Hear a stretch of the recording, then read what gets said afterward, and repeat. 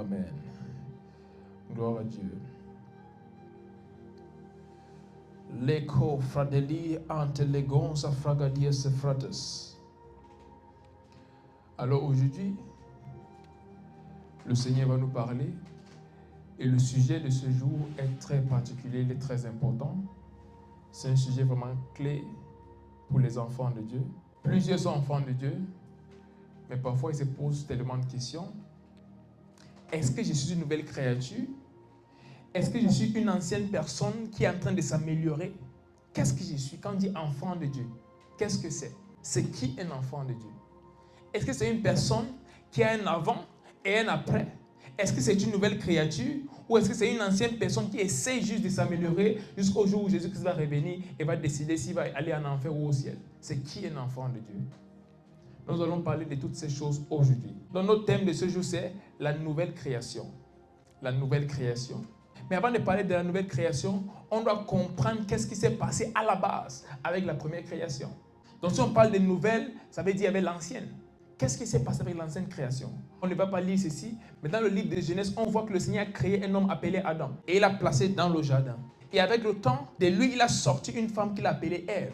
Mais ces deux ont péché contre Dieu parce qu'il y avait quelque chose qui avait été interdit par Dieu pour ces personnes, dont Adam et Ève. Mais qu'est-ce qui s'est passé? Avec le temps, ils ont été trompés et ils ont décidé d'aller contre ce que Dieu avait mis en place. Et cela les a coûté la gloire de Dieu qui les a sortis de cet endroit où Dieu les avait placés. Alors, à partir de ce moment, comme la Bible nous dit, le salaire du péché, c'est la mort. Qui veut dire l'homme était condamné. À partir de cet instant, l'homme était destiné à ne jamais avoir une relation avec Dieu. L'homme était destiné à finir dans un autre endroit que là où Dieu se trouve. Et pour cette raison, Dieu cherchait une solution. J'aime tellement l'homme. Je ne peux pas le laisser se perdre comme ça. Et il a essayé de plusieurs façons. Il a essayé par les sacrifices des animaux, ce sang pour nettoyer les péchés des hommes. Mais plus tard, il retournait pécher et une fois de plus, il n'était pas propre. Alors comment avoir une relation avec l'homme qui n'aura pas d'interférence avec le péché et d'autres choses qui peuvent l'empêcher d'avoir accès à ma gloire, qui peuvent l'empêcher d'avoir accès à moi? Comment avoir une relation solide avec l'homme? Alors Dieu a dit, dans ce cas, il faut que moi-même je prenne la forme d'un homme. Donc la Bible nous dit, dans le livre de Jean, chapitre 3, verset 16, « Car Dieu a tant aimé le monde qu'il a donné son Fils unique, afin que quiconque croit en lui ne périsse point, mais qui ait la vie éternelle. » Donc Dieu a vu que malgré tout ce que j'ai essayé de faire par le passé, je n'ai pas pu racheter l'homme à moi-même. Donc dans ce cas, il faut que quelqu'un descende payer le prix. Voici une chose avec Dieu. Les principes de Dieu ne changent pas. Lorsque Dieu décide une chose, elle ne change pas peut-être parce que l'homme a fait autre chose. Non. Dieu reste fidèle à lui-même et reste pareil. La Bible dit qu'il ne change pas. Donc si Dieu a dit le salaire du péché c'est la mort, il faut que quelqu'un meure s'il y a un péché. Dieu ne va pas dire ok j'ai décidé de changer parce que l'homme est tombé, on va changer la donne. Non. Le salaire du péché c'est la mort. Donc si le péché doit être pardonné, il faut absolument que la personne qui commet ce péché meure. Donc selon les principes bibliques, tout péché devait être payé ou la récompense de cela devait être la mort. Et qui est toujours le cas. Mais maintenant qui allait mourir? Si chaque homme devait mourir pour son péché, vu que c'est son salaire, il devait être séparé de Dieu pour toujours. Il devait aller en enfer. Mais Dieu voulait racheter l'homme à lui. Il voulait à nouveau avoir quelque chose avec l'homme. Parce qu'il aimait tant l'homme. La Bible dit, Dieu a tant aimé le monde qu'il a donné. Donc la raison pour ce que Dieu a fait, c'est son amour. Son amour est derrière l'acte qu'il a posé. Mais malgré son amour pour l'homme, il n'a pas changé ses principes. Donc il a décidé de prendre la forme de l'homme et venir mourir pour le péché de l'homme. Et la Bible dit, afin que quiconque croit en lui ne périsse point, mais qu'il ait la vie éternelle. Donc voilà d'où l'homme vient. Il a été créé par Dieu avec une nature sainte. Il a été positionné quelque part par Dieu. Mais avec le temps, l'homme a désobéi, l'homme a péché contre Dieu et il a perdu cette place de gloire qu'il avait. Il a été sorti de l'endroit où Dieu l'avait placé. Et vous devez comprendre que ce n'était pas juste un jardin physique, mais c'était également une position spirituelle. La Bible dit, dans la journée, la voix de Dieu marchait dans le jardin. Montre-moi un endroit dans le monde-ci où la voix de Dieu veut marcher en journée. Non. Non, ça parle aussi d'un niveau spirituel, un accès que l'homme avait à Dieu. Ils étaient un, que la voix de Dieu, qui dans d'autres thèmes est la parole de Dieu. Et dans Jean chapitre 1, verset 1, la Bible nous dit, au commencement était la parole était avec Dieu, et la parole était Dieu. Donc si tu entends que la voix de Dieu marchait dans le jardin, ça veut dire Jésus-Christ descendait et il marchait dans le jardin. Parce que Jésus-Christ est la parole de Dieu. Et quand on parle de la voix exprime une parole. Dans d'autres thèmes, la voix qui marchait dans le jardin, c'était la parole qui est Christ. Donc ceux qui disent Christ est né après, il n'a jamais existé avant Dieu, voici une preuve que Christ existe dès le départ. Et Dieu dit que ceci soit fait. Cette parole qui sortait de Dieu, c'était Christ. Il est juste venu plus tard dans la forme d'un homme, dans la forme de chair. Mais il existait dès le départ. Ce n'est pas notre message, Mais c'était juste pour rendre ça clair que Christ est là dès le départ, Dieu est là dès le départ, le Saint-Esprit est là dès le départ. Si tu lis le processus de la création, tu vas voir, c'est lui qui parle, la parole qui sort et l'Esprit qui est mouvant sur les eaux. Ça c'est le Saint-Esprit. La parole qui sort est Christ et celui qui parle est Dieu le Père, mais c'est la même personne, manifeste de diverses manières. Donc on revient à ce qu'on disait. Donc maintenant, qu'est-ce qui se passe? L'homme a péché contre Dieu. Et il est tombé de cette position spirituelle qu'il avait. Alors qu'est-ce qu'il faut? Il faut trouver un moyen de le rétablir là où il était avant. Où il a la communion avec Dieu. Où il peut fraterniser avec la divinité. Et pour cette raison, Dieu a décidé de prendre la forme d'un homme. Et il est mort sur la croix pour les péchés de l'homme. Et tout ce qu'il a demandé à l'homme de faire, c'est de croire. Et la Bible dit, celui qui croit ne périra point, mais il aura la vie éternelle. Maintenant, qui est celui qui croit? Avant d'aller à cela, lisons 1 Pierre chapitre 1, verset 23. 1 Pierre chapitre 1 verset 23. Puisque vous avez été régénérés, non par une semence corruptible, mais par une semence incorruptible, Oui. par la parole vivante et permanente de Dieu. Amen. Lisons Romains chapitre 10 verset 9, avant de revenir à 1 Pierre chapitre 1 verset 23. Romains chapitre 10 verset 9. Si tu confesses de ta bouche le Seigneur Jésus et si tu crois dans ton cœur que Dieu l'a ressuscité des morts, tu seras sauvé. Amen. La Bible nous dit dans Jean chapitre 3 verset 16, car Dieu a tant aimé le monde qu'il a donné son Fils unique, afin que quiconque croit en lui ne périsse point, mais qu'il ait la vie éternelle. Et en Romains chapitre 10 verset 9, il a dit quoi? Si tu confesses de ta bouche le Seigneur Jésus-Christ et tu crois dans ton cœur que Dieu l'a ressuscité d'entre les morts, tu seras sauvé. Donc la première chose c'est le don de Dieu. La deuxième chose c'est comment recevoir ce don. Et la Bible nous parle maintenant à 1 Pierre chapitre 1 verset 23. Puisque vous avez été régénérés, non pas une semence corruptible, mais par une semence incorruptible, par la parole vivante et permanente de Dieu. Quand on parle de la parole vivante de Dieu, on parle de Christ. Donc dans d'autres termes, Christ est venu payer un prix. C'est lui la parole vivante. Il a payé un prix pour régénérer notre esprit. Parce que notre esprit était mort. On avait toujours un corps, mais notre esprit était mort. Il avait été disqualifié de fonctionner avec Dieu. Et à partir de cet instant, l'homme n'avait plus de communion avec le Saint-Esprit. Il n'avait plus de communion avec Dieu. Donc le Seigneur a décidé d'envoyer son Fils, qui est lui dans la forme d'un homme. Parce que quand on dit Fils de Dieu, ça veut dire Dieu dans la forme d'un homme. Donc Dieu est venu dans la forme d'un homme afin de donner une nouvelle naissance à l'homme. Et il a dit tout ce qu'il te faut, c'est la foi. Crois qu'il est mort et confesser qu'il est Seigneur de ta vie. Et la Bible dit, à partir de ce moment, ton esprit est régénéré. Non pas une semence corruptible. Qui veut dire que tu ne peux être corrompu une fois que tu as cette nouvelle naissance. Une fois que tu as cette nouvelle nature qui vient de Christ, la corruption est écartée de toi. Tu deviens une nouvelle personne. Le diable ne peut plus venir avec le péché te disqualifier parce que tu es une nouvelle personne. Rien ne peut attaquer cette nouvelle nature que tu as. Il dit, non pas une semence corruptible, mais pas une semence incorruptible, par la parole vivante et permanente de Dieu. Pas une parole vivante pour un temps, permanente. Cette parole, aussi longtemps qu'elle vit en toi, tu es une nouvelle personne et rien ne peut changer cela. Plusieurs personnes pensent que la nouvelle naissance, c'est en fonction de ce que tu fais. Ou j'ai péché hier, non peut-être je suis encore un païen et tout le reste. La nouvelle naissance, c'est premièrement ta nature. Est-ce que tu as reçu Christ? Est-ce que tu as reçu Christ? La nouvelle naissance, c'est premièrement ta nature. Tout autre acte est une représentation extérieure de la nature que tu as à l'intérieur. Mais plusieurs pensent, c'est en fonction de leurs actes qui vont se qualifier en tant que nouvelle créature ou pas. Non. C'est ta nature qui t'amène à poser des actes, non le contraire. Tes actes deviennent comme un reflet de la nature que tu as à l'intérieur.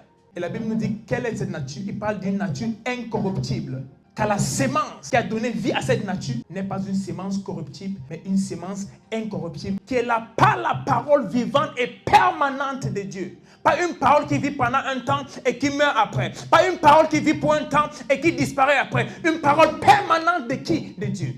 Mais pour que tu puisses avoir cette réalité dans ta vie, tu dois croire à ceci. La Bible nous dit dans Éphésiens chapitre 2, verset 5. Lisons Éphésiens chapitre 2, verset 5. Éphésiens chapitre 2, verset 5. Nous qui étions morts par nos offenses, nous a rendus à la vie avec Christ. C'est par grâce que vous êtes sauvés. Amen. La Bible dit, nous qui étions morts par nos offenses. Maintenant, tu n'es jamais mort. Physiquement, tu es resté en vie tout ce temps. Mais la Bible dit, nous qui étions morts par nos offenses. Dans d'autres termes, la Bible nous dit, lorsque Christ est mort, nous sommes morts avec lui. Voilà pourquoi nous confessons qu'il est Seigneur de notre vie. Mais avant cela, nous devons croire dans notre cœur qu'il est ressuscité. Si on croit dans notre cœur qu'il est ressuscité, ça veut dire que nous croyons que nous aussi, nous sommes ressuscités. Parce que sa mort était notre mort, sa résurrection est notre résurrection. Donc sa nouvelle vie est notre vie. C'est ça qu'on appelle la substitution. Il a pris notre place. Donc tout ce qu'il faisait, il le faisait à notre place. Si on te donne une punition, on te dit, lave cette voiture par exemple. Et je viens et je lave cette voiture à ta place. Lorsque le propriétaire revient, il voit que la voiture est lavée, il sait que tu as lavé la voiture, mais quelqu'un d'autre l'a fait, juste c'était ta tâche à toi, mais la personne l'a fait pour toi. Alors ce propriétaire qui revient ne peut pas te dire, va faire autre chose, ta punition a déjà été faite. Pourquoi? Quelqu'un l'a fait. C'est exactement ce que Christ a fait. On a péché, il est venu porter nos péchés sur lui, il est mort sur la croix. Non, lorsqu'il est mort, nous sommes morts. Lorsqu'il a été enterré, nous avons été enterrés. Lorsqu'il est ressuscité, nous sommes ressuscités. Et la nouvelle vie qu'il a, c'est la vie que nous avons aujourd'hui en tant qu'enfants de Dieu. Mais combien de personnes sont conscientes de ceci? Plusieurs pensent que je suis encore une ancienne personne qui essaie de s'améliorer pour devenir une nouvelle personne. Certaines personnes parlent de leur passé. Quel passé? Tu as quel passé en tant qu'une nouvelle créature? Tu n'as pas de passé. Dis, je n'ai pas de passé. En tant qu'une nouvelle créature, ta vie commence avec Christ. Et la Bible nous dit,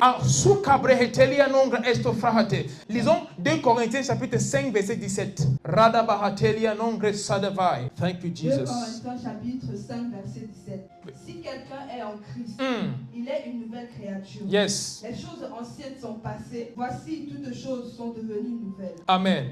Si quelqu'un est en Christ, il est une nouvelle créature. Les choses anciennes sont passées. Voici, toutes choses sont devenues nouvelles. Si quelqu'un est en Christ, il est une nouvelle créature. Les choses anciennes sont passées pendant un temps, mais elles vont revenir. Non, elles sont passées.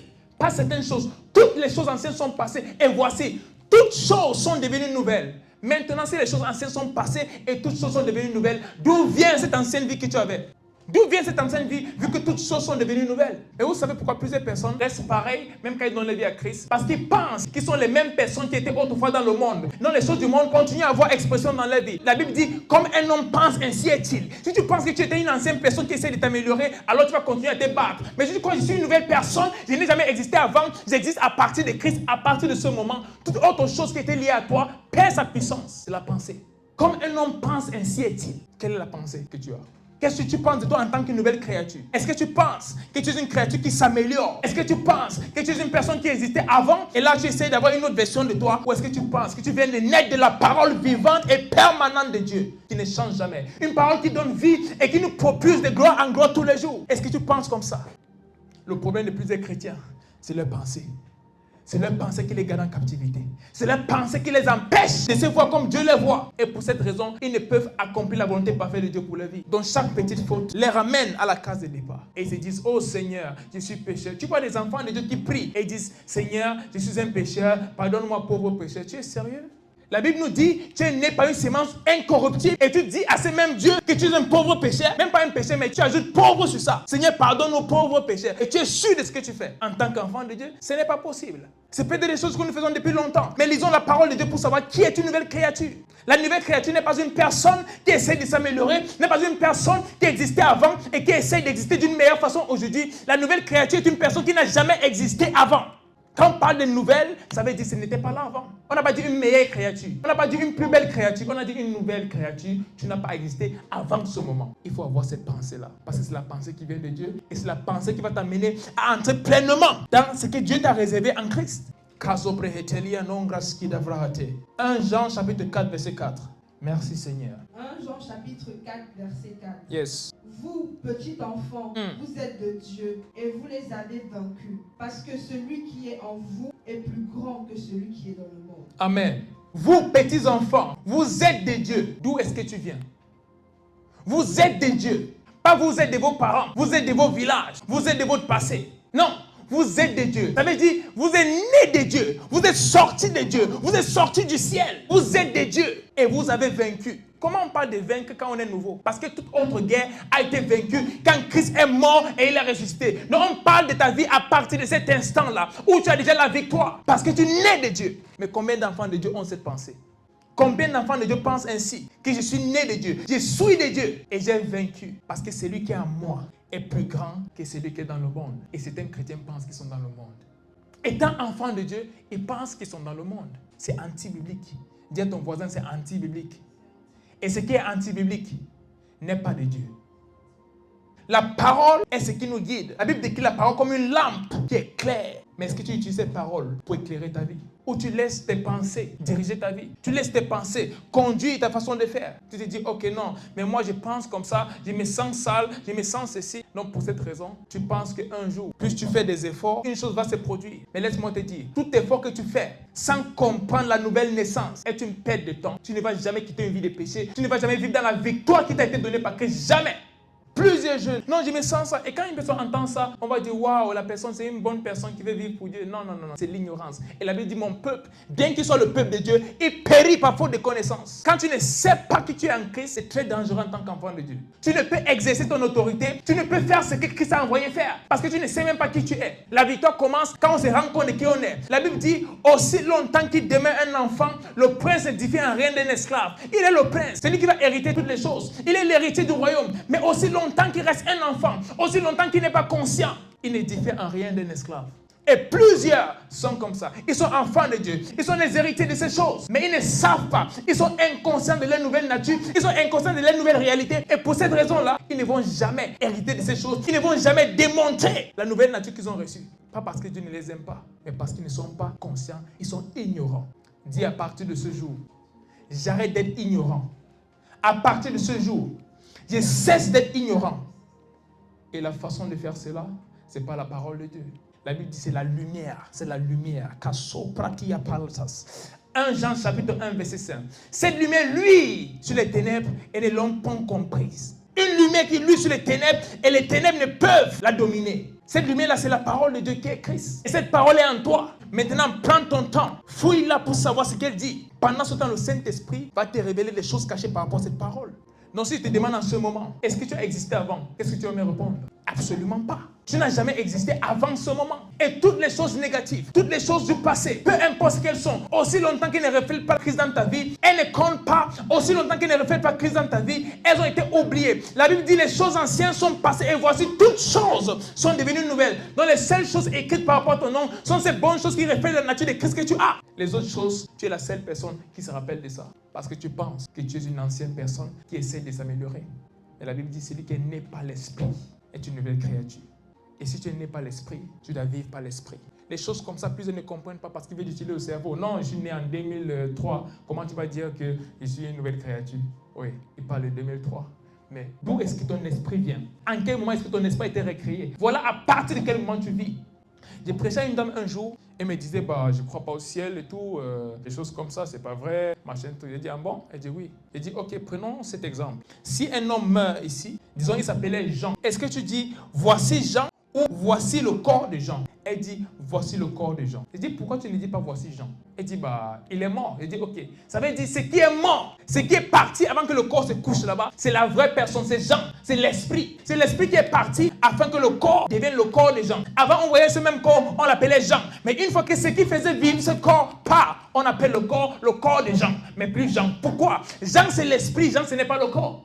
Mais plusieurs pensent que leur vie commence quand ils ont un corps. Non, ta vie commence quand ton esprit est né. Et quand la Bible parle d'une nouvelle naissance, ça parle de la naissance de ton esprit. Voilà pourquoi cet homme-là, la Bible vient. Seigneur, comment est-ce que je pourrais être né de nouveau? Est-ce qu'il va rentrer dans le ventre de ma mère et ressortir une deuxième fois? Il a dit non, tu n'es pas l'esprit de Dieu. Comment il n'est pas l'esprit de Dieu? C'est de lui donner ta vie. Et à partir de ce jour, tu deviens une nouvelle personne. Mais plusieurs personnes se focalisent sur le corps et se disent, je suis né en telle année et j'ai péché pendant 30 ans, donc maintenant que j'ai donné ma vie à Dieu, j'essaie de m'améliorer. Non, tu n'essaies pas de t'améliorer. Tu n'as jamais existé avant ce jour où tu donnes ta vie à Christ. Ne laisse pas la pensée de ton cerveau te troubler. Ne laisse pas ta tête te troubler. Les choses spirituelles ne se comprennent pas avec le cerveau, ça ne se comprend pas l'esprit. Voilà pourquoi la Bible dit, la sagesse de Dieu, même les petites choses de Dieu, c'est la folie pour ceux de ce monde. Ils disent, comment? Il est fou, lui. Comment il dit qu'il est né de nouveau? Comment naître de nouveau? Mais la Bible nous dit clairement, c'est juste naître par l'Esprit de Dieu. Et non seulement nous sommes nés de nouveau, mais nous sommes désormais des dieux. Psaume chapitre 82, verset 6. Psaume chapitre 82, verset 6. Yes. J'avais dit, vous êtes des dieux, vous êtes tous des fils du Très-Haut. J'avais dit, vous êtes des dieux, vous êtes tous, pas certains, vous êtes tous des fils du Très-Haut. Tous les enfants de Dieu sont des fils du Très-Haut. Mais cela est possible pour ceux qui se rappellent de ça. Cela est possible pour ceux qui sont conscients de ça. Cela est possible pour ceux qui se voient ainsi. Combien se voient comme les fils du Très-Haut? Combien se voient comme les fils de leurs parents? Combien se voient comme les fils de leur pays? Et combien se voient comme les fils du ciel? Vous êtes tous des fils du Très-Haut. Vous êtes des dieux. La pensée. Romains chapitre 12, verset 2. Ne soyez pas conformes au siècle présent, mais soyez transformés par le renouvellement de votre intelligence afin de discerner quelle est la volonté de Dieu, ce qui est bon, agréable et parfait. Laisse la parole transformer ton mindset afin que tu puisses t'aligner à la volonté de Dieu. Mais combien arrivent à voir ça? Et tous les jours, il se condamne. Non, je ne suis pas digne. Tu ne pourras jamais être digne par toi-même. La Bible dit même le plus haut niveau de sainteté est comme de la saleté devant Dieu. Il n'y a rien qu'on puisse faire par nous-mêmes dans notre chair pour plaire à Dieu. Absolument pas. Il n'y a même pas de base pour que cela commence. Il n'y a pas de fondation pour une telle transaction. La seule chose, c'est pas Christ. La Bible dit c'est un don de grâce. Nous sommes sauvés par la grâce afin que personne ne s'enorgueillisse. Personne ne peut dire je suis là parce que j'ai fait ça. Je suis là parce que j'ai fait. Personne n'a mérité ceci. Personne. Personne dans le monde n'a mérité naître de nouveau. C'est un don de Dieu, afin que personne ne s'enorgueillisse. Donc, au lieu d'essayer de t'améliorer, au lieu d'essayer de devenir une nouvelle version de toi, accepte la nouvelle réalité et marche dans la lumière de cela. Ta vie va changer. Moi, j'étais quelqu'un, je me critiquais beaucoup. Chaque chose que je faisais, en fait, c'était au point où j'ai acheté un cahier où j'écrivais mes péchés. C'était à ce niveau. Parce que j'ai grandi dans un foyer très strict. Mes parents ne blaguaient pas. Depuis l'enfance. En plus, ils m'ont fait comprendre depuis l'enfance qu'ils allaient servir Dieu. Donc, chaque petite erreur, j'étais déjà, oh, c'est fini, je ne pourrai plus jamais servir Dieu dans ma vie. À un moment, j'ai acheté un cahier et j'écrivais mes péchés à l'intérieur. Et je pensais que c'était en fonction de moi. Les bonnes choses comme les mauvaises choses. Si j'ai fait plus de bonnes choses que de mauvaises choses, alors Dieu va m'aimer. Donc, chaque petite chose, au lieu de dire, Seigneur, aide-moi et tout, j'étais en train de culpabiliser. Et quand tu culpabilises, tu pêches encore et encore et encore et encore. Mais un jour, Dieu m'a dit, mon fils, tu vas arrêter de pécher. J'ai dit, oui, papa. Il m'a dit, à partir de ce jour, donne-toi la parole. Donne-toi la parole. Surcharge-toi de la parole et de la prière. Ça va transformer ta pensée. Et tu vas découvrir que le péché n'a plus de place dans ta vie. Surcharge-toi de la parole et de la prière. Et tu vas découvrir que le péché n'a pas de place dans ta vie. Donc, focalise-toi sur la parole, non sur ce que tu traverses. Focalise-toi sur la parole, non sur ce que tu vis. Focalise-toi sur la parole de Dieu et non sur ce que tu vois. Et tu vas découvrir avec le temps que parce que tu regardes à ceci, tu vas commencer à devenir comme ceci. La Bible dit, ce que tu vois, tu possèdes. Si tu regardes la parole, tu vas devenir beaucoup plus comme la parole qui est Christ. Mais si tu regardes à ta vie, tu regardes à tes erreurs, tu vas continuer dans les mêmes choses. Parce que ce que tu regardes te donne la direction. Ce qui a ton attention te donne la direction. Donc si ton péché a ton attention, tu vas continuer à pécher. Mais si la parole a ton attention, tu vas commencer à vivre une sainte vie, une vie qui reflète la nature que tu as reçue. On ne peut tenir par nous-mêmes. Et on ne peut être bon par nous-mêmes. Tout c'est par Dieu. Décide à partir de ce jour de te voir comme la nouvelle créature. Laisse l'orgueil qui te fait penser que non, je vais faire les choses, je vais me battre. Tu ne peux pas te battre contre le péché. Partager, c'est impossible. Tu ne peux pas te battre pour devenir une nouvelle version de toi. Parce que Dieu n'a pas besoin d'une nouvelle version de toi au ciel. Il a besoin de ses fils au ciel. Il a besoin de ses filles au ciel. Et la Bible dit, ceux qui sont nés de Dieu, ils sont fils de Dieu. Et il nous appelle même des dieux parce que nous sommes tous des fils du Très-Haut. Tu es le fils de qui? Tu es la fille de qui? Si tu es le fils et la fille du Très-Haut, à partir de ce jour, vis selon la lumière de cette parole. Vis selon ce que Dieu dit de toi et non ce que tu vois, non ce que tu ressens. Focalise-toi sur la parole et non sur tes erreurs. Et tu vas voir que la transformation viendra rapidement. Voilà pourquoi toute personne qui vient vers moi, oh prophète, je suis tombé dans ceci, oh prophète, j'ai fait ceci, j'ai fait cela. Je l'ai dit, avancez. Continuez à regarder la parole. Ne vous focalisez pas sur vos erreurs, mais sur la parole de Dieu. Pourquoi? Peu importe comment tu te sens mal parce que tu es tombé, peu importe comment tu te sens mal parce que tu as fait quelque chose, ça ne va jamais rien changer. C'est la parole qui transforme. Ce n'est pas comment tu te sens. Ne sois pas confortable dans le péché. Jamais je ne dirai ça. Ne sois jamais confortable dans le péché parce que ça va te coûter très cher. Mais ne regarde pas au péché. Ne regarde pas tes erreurs. Ne regarde pas ces choses-là. Sois focus sur la parole de Dieu. Jour après jour, tu seras transformé. La Bible dit, regardons comme dans une glace. Nous sommes transformés à la même image, de gloire en gloire. Il faut regarder, c'est quoi cette glace? C'est pas ton miroir. Regardons comme dans un miroir. Nous sommes transformés à la même image. Quelle image? L'image de nous selon la parole. De gloire en gloire. Donc c'est un processus. Mais il faut décider déjà de passer du temps dans la parole. Voilà pourquoi je nous dis toujours, passons du temps dans la parole de Dieu et dans la prière. Et un secret, que tu le veuilles ou pas, pour assujettir ta chair, il faut jeûner. Il faut jeûner. Dans notre génération, on a beaucoup négligé le jeûne. Non, qui sait tout faire? Comment est-ce qu'on va encore jeûner? Pourquoi est-ce que... Non, ce n'est pas pour Christ, c'est pour toi. Tu ne jeûnes pas pour Dieu, tu jeûnes pour toi. Ton jeûne ne change rien chez Dieu. Dieu reste Dieu avec ton jeûne ou sans ton jeûne. Mais ton jeûne permet à ta chair d'être sous contrôle et donne plus d'expression à ton esprit. Donc pendant ce temps que tu jeûnes, tu te donnes à la lecture de la parole, à la prière, ces activités spirituelles qui amènent ton esprit à mieux se manifester. Et là, ta chair est au plus bas, ton esprit au plus haut. Et le ciel maintenant commence à transférer ces choses de Dieu à ton esprit qui commence à se manifester à travers ta chair. Donc ta chair devient soumise à ton esprit. Et tu découvres que la nouvelle créature, que autrefois tu disais ça comme une déclaration de foi, devient ta réalité. Mais pour devenir, il faut d'abord voir.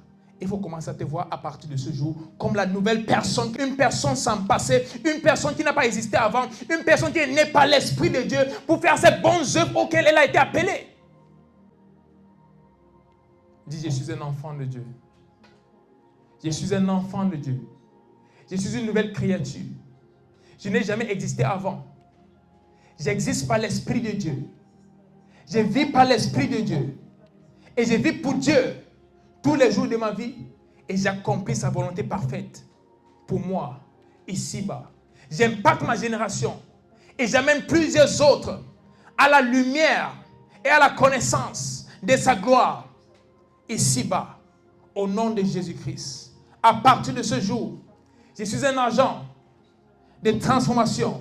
À partir de ce jour, plusieurs autres connaissent Christ grâce à moi. À partir de ce jour, ma vie reflète la nature que j'ai reçue. Cette nouvelle nature de Christ qui vit en moi. Alléluia. En ce moment, on va prier. Le premier sujet de prière, c'est Seigneur, aide-moi à être conscient de ma nouvelle nature.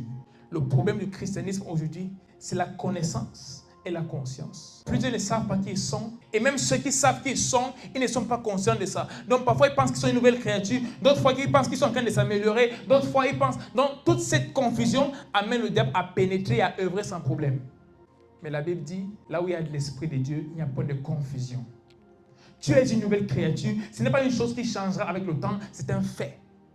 Là où il y a l'Esprit de Dieu, il n'y a point de confusion. Parfois, je vais prier pour des personnes et la personne dit, non, j'ai péché, je ne suis pas sûr que Dieu va me guérir. En bon, dans la guérison de Dieu, tu dois le payer parce que tu n'as jamais péché. Il y a des personnes dans la Bible que Jésus-Christ a guéri sans sauver. En fait, c'est la guérison qui les a amenés à demander à être sauvés. Il a dit, la guérison, c'est le pain des enfants. Prie que Dieu te donne cette conscience de ta nouvelle nature. Cette conscience de qui tu es en lui. Où tu es, élève ta voix et parle au Seigneur. Rati soprandia tanegon se kahabaratelias. Seigneur, merci pour ta parole qui nous a amené à savoir qui nous sommes en toi. Les nouvelles créatures que nous sommes. Rati soprante kora aftenongres. Qui ouvre nos yeux, Seigneur, à cette nouvelle réalité de qui nous sommes. Reto sakabahate. À notre nouvelle nature qui nous a été donnée par toi pour faire ces bonnes œuvres auxquelles nous sommes appelés. Et je déclare à partir de ce jour, mon frère et ma soeur sont conscients de qui ils sont. Je suis conscient de qui je suis en toi, Seigneur. Rati sopranta laganas. Rekoba antelegonsa paradia sofrate. Mentaligonza Santa Palia, Regona Anca Seleve, Ratia Santa Barate, Leco Zeanta Lavanas, Recopande Legonza Frante Credes, Lico Pahate. Tout esprit, Seigneur, qui amène la culpabilité, tout esprit, Seigneur, qui amène ses pensées par rapport au passé, je déclare, il perd le pouvoir. Parce que Dieu a dit, il n'y a plus de condamnation pour celui qui est en Christ, Seigneur. Et Dieu a dit, si tu es en Christ, tu es une nouvelle créature. Les choses anciennes sont passées. Et voici, toutes choses sont devenues nouvelles. Je déclare dans la vie de mon frère, dans la vie de ma soeur, dans ma propre vie, les choses anciennes sont passées et toutes choses sont devenues nouvelles. Nous marchons, Seigneur, avec la conscience des nouvelles créatures que nous sommes. Nous marchons, Seigneur, avec la conscience de la nouvelle vie que nous avons reçue. Nous marchons, Seigneur, avec la conscience de la victoire que nous avons. Cette victoire, Seigneur, que nous avons eue parce que Christ est mort sur la croix et est ressuscité. Et nous, en même temps que lui, à partir de ce jour, nous sommes conscients de cela. À partir de ce jour, nous marchons avec la connaissance et la conscience de cela. Dans tous les domaines, dans toutes les circonstances, Seigneur. Nous nous voyons toujours comme tu nous vois. Peu importe ce qui se passe, nous nous voyons toujours comme tu nous vois, Seigneur. Reko sefrado entakera adelogresus. Merci, Seigneur. Merci, Seigneur. Et le deuxième sujet de prière, nous allons prier, Seigneur, que partout dans le monde, les gens se donnent à toi en ce moment. Il y a un fardeau pour les âmes qui me brûlent dernièrement. C'est un fardeau qui est là depuis, mais dernièrement, c'est encore plus. Parce qu'il y a quelque chose que Dieu veut faire partout dans le monde. La moisson,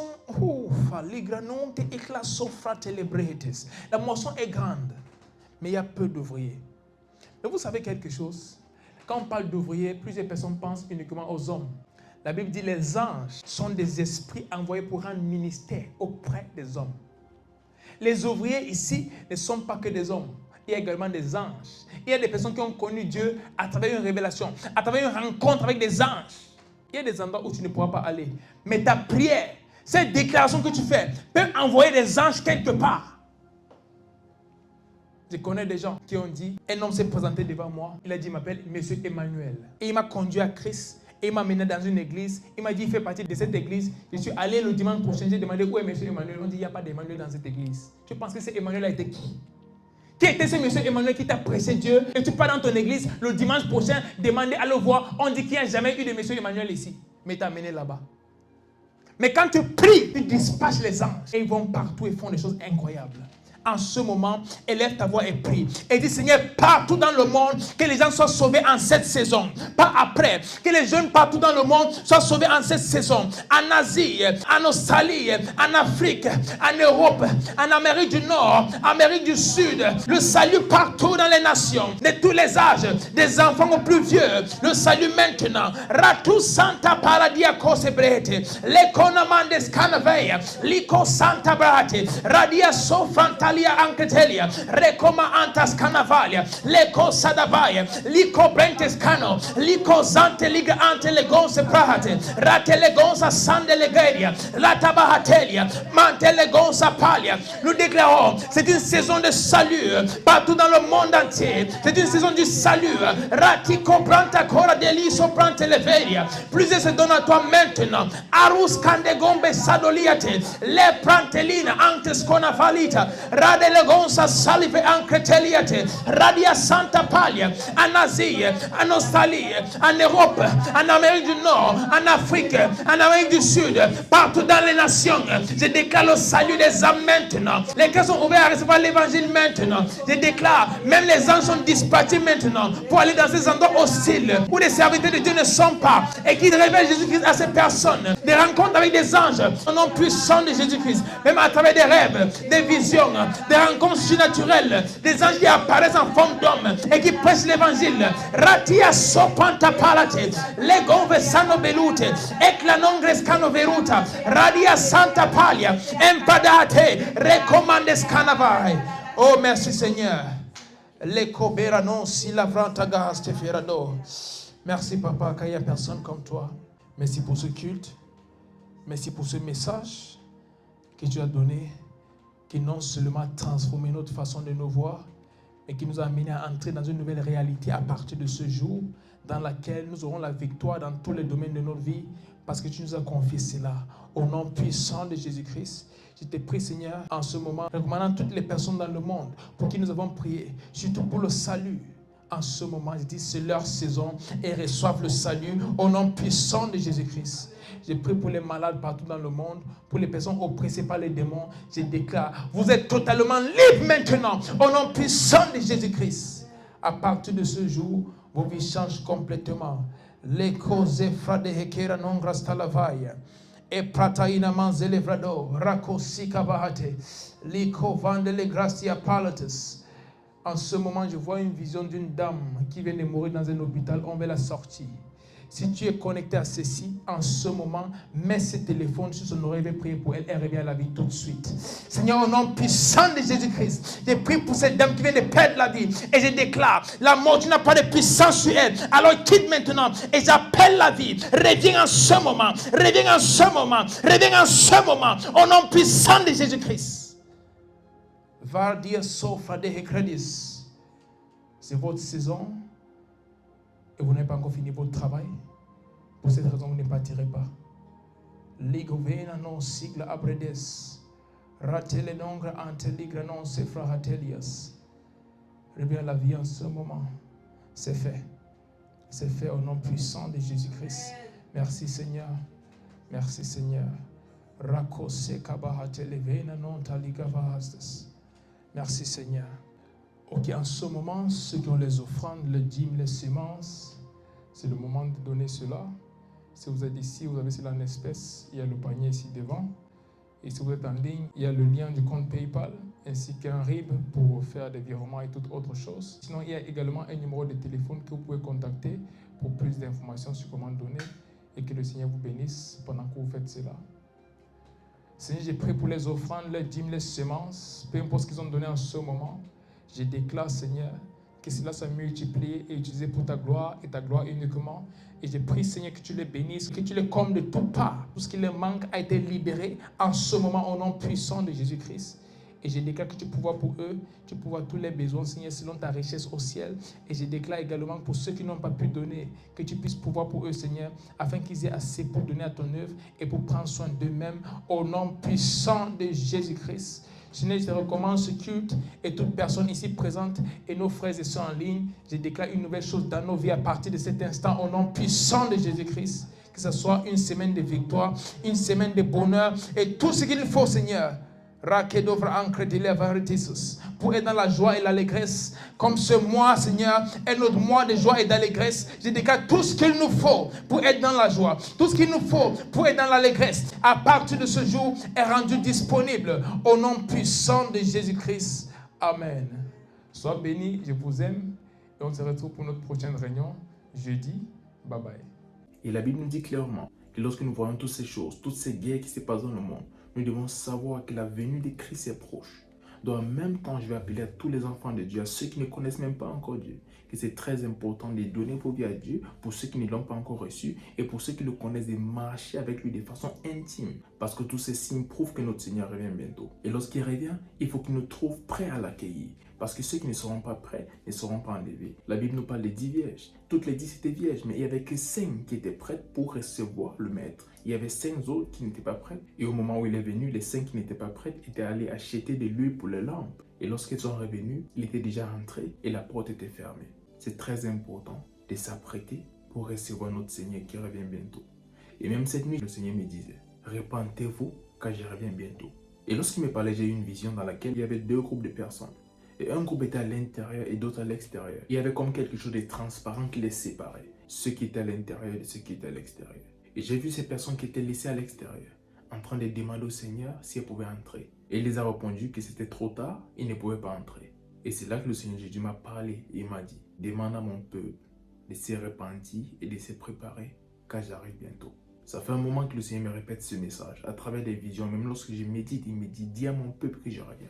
Et si le Seigneur parle de ça constamment, c'est parce qu'il revient vraiment bientôt. Et l'église n'est pas prête, je peux vous assurer. Parce que ça fait déjà plusieurs fois que j'ai reçu ce message de la part du Seigneur.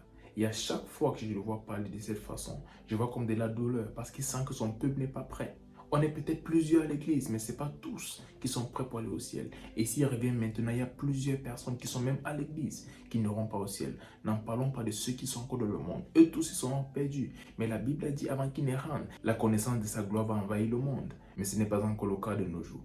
Et en plus de ça, même à l'église, la connaissance de sa gloire n'est pas connue par tous. Cela est une preuve que nous ne sommes pas encore prêts. Il est très important qu'on s'apprête parce que notre Seigneur Jésus-Christ revient bientôt. Préparez-vous parce que nous sommes dans le temps de la fin. Il y aura des persécutions contre les enfants de Dieu. Il y aura des guerres et il y aura beaucoup d'autres choses qui vont essayer de déstabiliser notre foi. Mais c'est à nous d'être focus sur Christ et de ne pas se laisser être distrait par tout ce qui se passe. Parce que la distraction peut aussi nous amener à perdre de vue notre but. Et si cela se fait, tout ce chemin que nous n'aurons pas parcouru jusqu'ici sera en vain. Mais j'ai prié pour toi en ce jour que le chemin que tu as parcouru jusqu'ici ne soit pas en vain.